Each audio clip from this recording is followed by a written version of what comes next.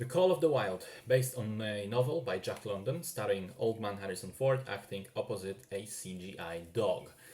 When the trailer came out, it did not look promising. I mean, on the one hand, you have Ford, who is a good and charismatic actor to be sure, but in recent years seems to only have one low effort mode, which is grumpy old man Harrison Ford. On the other hand, the CGI dog looked really off in the trailers and it promised to be incredibly distracting. The reason why it was used instead of a real animal was dangerous filming conditions, a lot of stunts, and of course, being able to have a wider range of physical expressions and emotions available. So I went to see it mainly out of morbid curiosity, much like with cats, to see just how awful it would be. And surprisingly, it wasn't. Against all expectations, it turned out to be a pretty delightful and enjoyable adventure film. The story centers on Buck, a huge mixed breed dog that grew up in the south of US.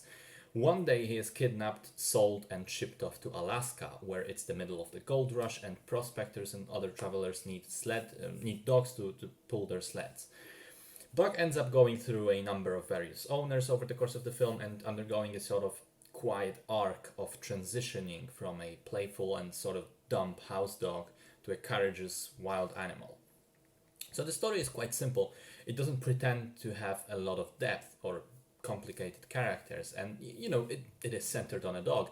So I believe that the movie is mostly geared towards younger audiences, but it does its job in this regard. On my showing, there were a lot of people laughing out loud around me during the screening, and also there were many vocal reactions to the sadder moments in film, the more emotional ones. I think the story overall, while simple, is good and engaging enough. It reminded me of older American adventure books like Tom Sawyer and Huckleberry Finn. Obviously, I haven't read the original novel that the movie is based on. And there are individual moments in it that really convey that grandeur of having an adventure in the great outdoors of the American wilderness.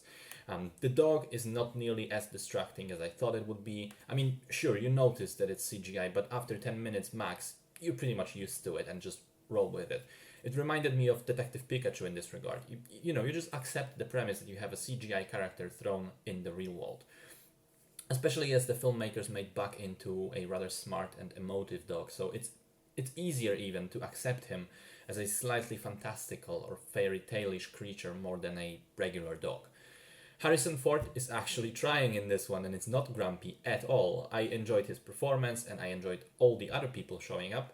At one point there was a very pleasant surprise of Dan Stevens and Karen Gillan appearing for a moment. The music is pretty good and parts of the score really transported me into the world of the film. The cinematography isn't bad, although the green screens are sometimes painfully obvious. But, at the end of the day, if you approach The Call of the Wild with reasonable expectations, I think you are going to have fun. Again, it's not a masterpiece for the ages, but I do believe that kids will enjoy it the most. But even for adults, it is a pretty decent way to spend an hour and a half.